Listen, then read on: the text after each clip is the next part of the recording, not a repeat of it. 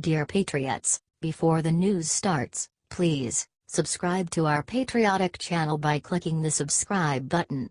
Give us a thumbs up to this video. Don't forget to leave your opinion below in the comments section.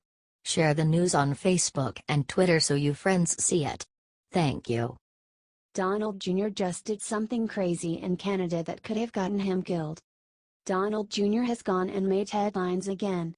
Not for anything good this time, either. Nope, apparently, he decided to fly off to Canada last week and put his own life at risk. At this point, it's a pretty well-known fact that Trump Jr. is a fan of big game hunting. It's also come out that he is not a fan of having Secret Service. So, when he flew up to Canada for his hunting vacation, he decided to give the Secret Service the slip and leave them behind. He then took a week to himself hunting moose in the Yukon. Look, I get it. Having a full-time bodyguard must be annoying. However, he is the son of the president and needs to be kept safe. If he was kidnapped or killed, the backlash would be unthinkable. None of us want to force the Trump kids to feel trapped by their circumstances, but for the sake of their country, they need to be protected. I think we can get them to understand that by sharing this out everywhere and letting them know that we care for them and want their safety.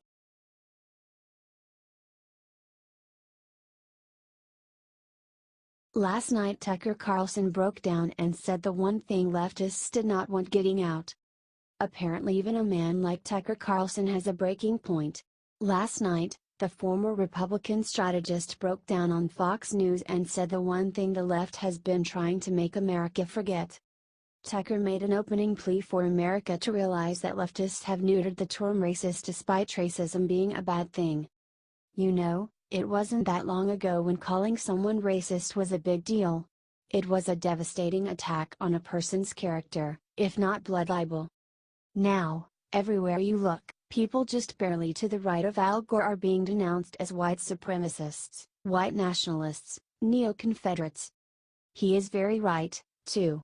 It's sad to see so many not racist people being labeled a racist simply for being a conservative.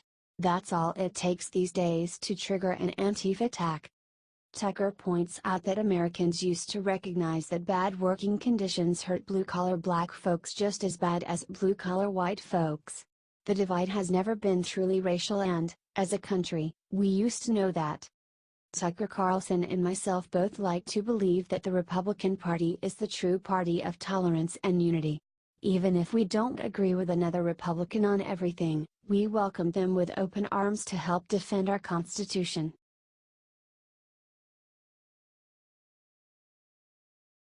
Reporter says Trump attacked NFL players, so Sarah Sanders shut her up with 4 badass words. Trump has been fighting against the NFL this week after all the national anthem protests. The press won't drop it, either. Sarah Sanders was then questioned Thursday about the free speech implications of Trump's request for NFL players to stand. At that moment, Sanders cut off her question cold and said this, "I think so are many Americans. More Americans than NFL players." Ryan then asked him how the president will keep fighting the NFL. "This shouldn't be about the NFL being against the president," Sanders said, "this should be about our country coming together to support the flag, the national anthem. There's nothing wrong with having pride in the United States." Ryan then said that they want to change the system. Sanders then said that the response is worth reprinting. "If we're going to look at history, we should look at the thousands of Americans that have given their life to protect that flag, that anthem. We should be celebrating those people. I gave you a chance to answer. We should be looking at every way we can to celebrate our country, bring it together, not looking at ways to divide it. The president is talking about what we're for, not about what we're against. Certainly this administration will always be for protection and celebration of the flag and the national anthem. That's not going to change." Share this if you think that Trump is 100% right to criticize the NFL for their terrible policies. We stand behind him at Liberty Writers and hope that you all do too.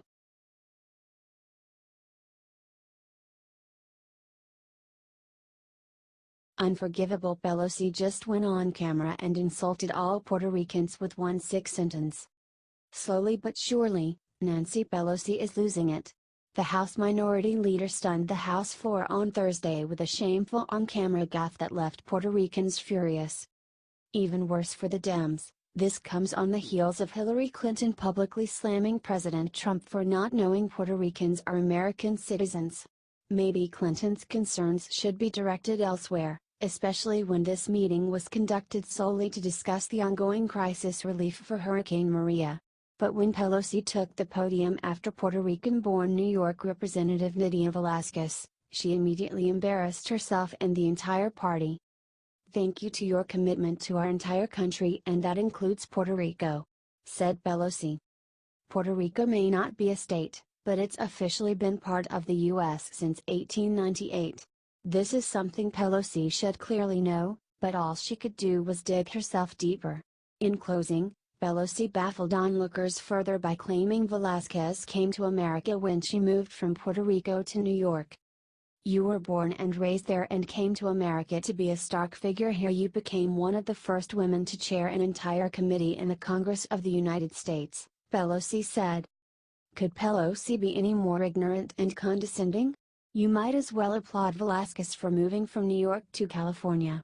This is exactly why we need President Trump and the GOP to run the House of Representatives. We need intelligent, thoughtful leaders who aren't too far gone to get the job done. If you think Pelosi should step down, or at least make a public apology, share this like crazy before it gets buried. Sources: dailycaller.com.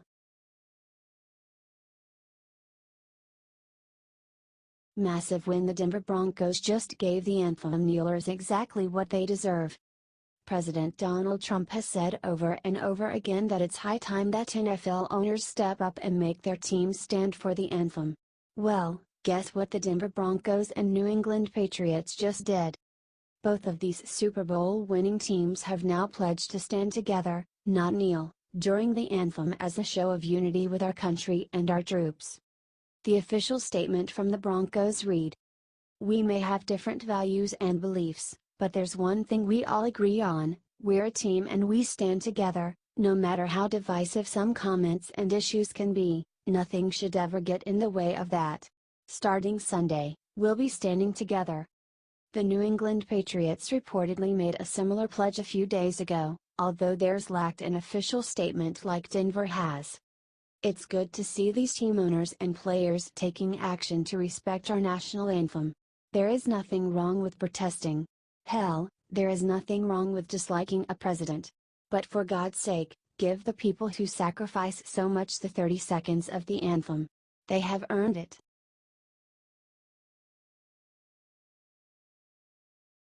Seconds ago, Steve Scalise returned to House, then immediately did something incredible. Republican Representative Steve Scalise, the House Majority Whip, and his aides were shot during a baseball practice in June. Steve Scalise was shot in the hip and then tried to drag himself off the field. The media didn't talk about the fact that James T. Hodgkinson was a Bernie supporter. It was a sad day in American politics, but now those sad days have turned happy. Take a look at Steve Scalise now. This Thursday, House Majority Whip returned to the House of Representatives for the first time after his assassination attempt. Scalise entered the chamber on crutches. This was a truly amazing moment. "I'm an example that miracles happen," shouted Scalise. Share this to welcome Steve Scalise back to the Capitol Hill and back to help out our president. We need everyone back. We need to get this country back on the right track. We need to make this country great again. Amen. It's sad that he was the victim of leftist violence and none of the chicken heads in the media talked about it.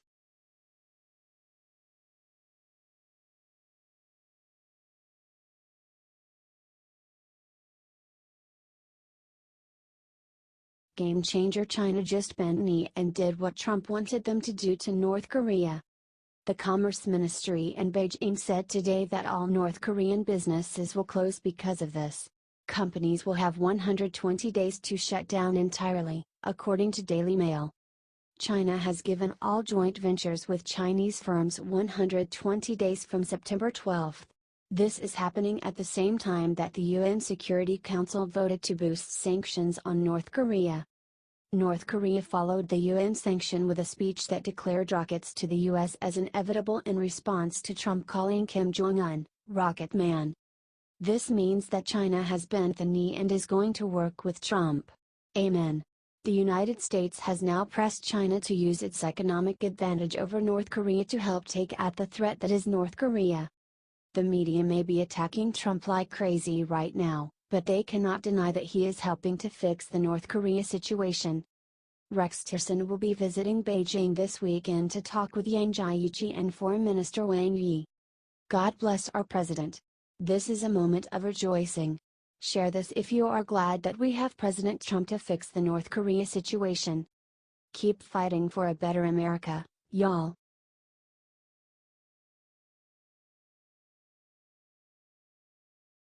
FBI just announced where terrorists may attack next. It'll come from the sky. FBI Director Christopher Wray has some shocking news for Americans, and it involves radical Islamic terrorism. While nothing has changed with the way militant Islamists feel about anyone non-Muslim, they are now looking for new ways to attack innocent civilians on American soil. Wray explained before Congress recently that terrorists are now looking to utilize drones to wage attacks in the United States.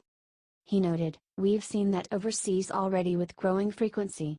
I think the expectation is that it's coming here imminently. I think they are relatively easy to acquire, relatively easy to operate, and quite difficult to disrupt and monitor." According to the director of the National Counterterrorism Center, Nicholas Rasmussen, 2 years ago this was not a problem. A year ago it was an emerging problem.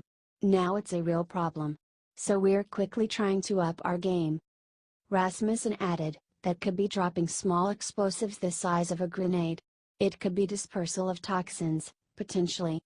In other words, terrorists still hate American citizens and are willing to do whatever necessary to make sure we suffer. Go figure. What will it take for liberals to realize that we need to be much, much tougher on radical Islam? Progressives need to understand that Donald Trump was elected for 2 reasons. 1, to build a wall on our southern border to stop the flow of illegal immigration. 2, to eradicate radical Islam from the planet so they can no longer impose their will. FBI Director Wray's words must not be taken lightly. He knows the enemy we're up against. He knows that if they can use technology against us, they will. HT, Daily Caller.